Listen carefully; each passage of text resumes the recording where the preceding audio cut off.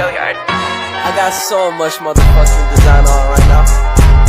Break it down, bring it back, make it clap. I got 3 old thoughts, new block, wear that thing. Bitches on my line, and you know.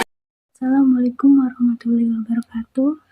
Saya Arina Manuskana, NIM 036. Saya akan menjelaskan sejarah bimbingan konseling di Indonesia. Materi yang pertama yaitu sejarah bimbingan dan konseling di Indonesia. Yang kedua, perkembangan bimbingan dan konseling sebelum kemerdekaan. Yang ketiga, perkembangan bimbingan dan konseling setelah kemerdekaan. Yang pertama yaitu sejarah bimbingan dan konseling di Indonesia. Bimbingan konseling mulai berkembang di Indonesia pada tahun 1980-an. Perkembangan ini ditandai dengan dibukanya program studi atau jurusan bimbingan konseling.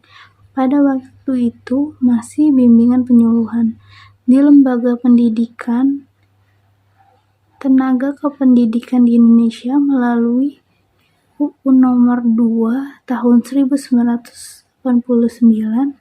Bimbingan penyuluhan mulai masuk dalam kurikulum 1989. Akhirnya pelayanan konseling dalam sistem pendidikan Indonesia mengalami beberapa perubahan. Perubahan nama pada kurikulum 1984 semula disebut bimbingan dan penyuluhan BP, sehingga julukan atau sebutannya menjadi guru BP. Kemudian pada kurikulum 1994 berganti nama menjadi bimbingan dan konseling atau BK dengan sebutan di sekolah sebagai guru BK. Sampai dengan sekarang, layanan BK sudah mulai dibicarakan di Indonesia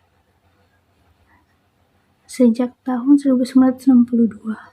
Namun, BK harus diresmikan di sekolah Indonesia sejak diberlakukan kurikulum 1975. Yang kedua, bimbingan konseling sebelum kemerdekaan.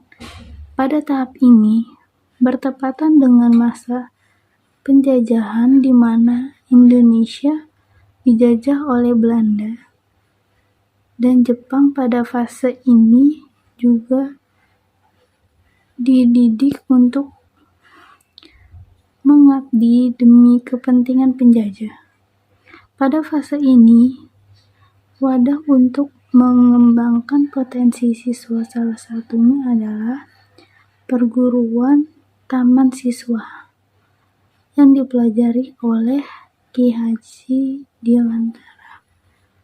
Berusaha keras untuk menanamkan jiwa nasionalisme di kalangan para siswanya dalam rangka keluar dari tangan penjajah. Pada tahap ini terdapat beberapa dekade dalam perkembangan bimbingan dan konseling di Indonesia. Raharjan 2018.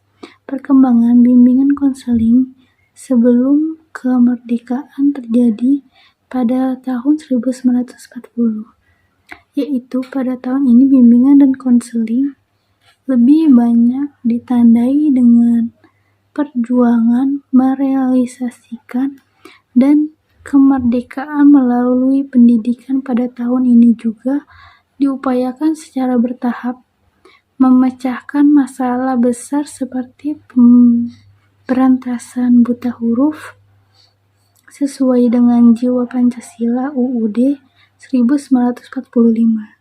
3. Perkembangan bimbingan dan konseling setelah kemerdekaan. Perkembangan bimbingan dan konseling setelah kemerdekaan merupakan titik awal bagaimana memberikan penguatan terhadap terhadap para siswa peserta didik untuk dapat mengisi kemerdekaan dengan berbagai pengetahuan, perkembangan, bimbingan, dan konseling. Setelah kemerdekaan dibagi menjadi 5 tahap, antara lain tahun 1950. Pada tahun ini bidang pendidikan menghadapi tantangan besar, yakni memecahkan masalah kebodohan dan keterbelakangan masyarakat Indonesia pada masa itu. Kegiatan bimbingan pada masa itu lebih dikerahkan agar membuat para siswa berprestasi. Yang kedua, tahun 1960. Berbeda dengan dekade ini karena terdapat beberapa peristiwa penting seperti A. Lahirnya jurusan bimbingan dan konseling pada IKIP tahun 1963. Yang B. Lahirnya kurikulum gaya baru pada tingkat sekolah menengah atas tahun 1964. Yang C. Ketetapan MPRS tahun 1996 tentang pendidikan nasional.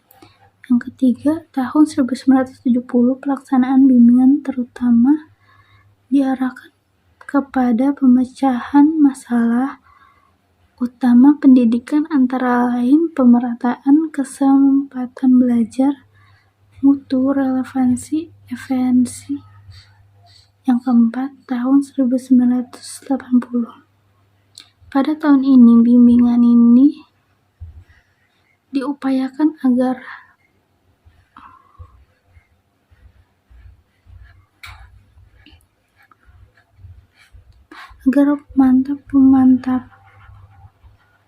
pemantapan terutama diusahakan untuk menuju kepada perwujudan bimbingan yang profesional. Dalam tahun 80-an, pembangunan telah memasuki repelita 3, 4, dan 5 yang ditandai dengan menuju lepas landas. Beberapa upaya dalam pendidikan yang dilakukan dalam tahun ini antara lain penyempurnaan kurikulum, penyempurnaan seleksi mahasiswa baru, penataan perguruan tinggi, pelaksanaan wajib militer. Yang kelima, tahun 1990.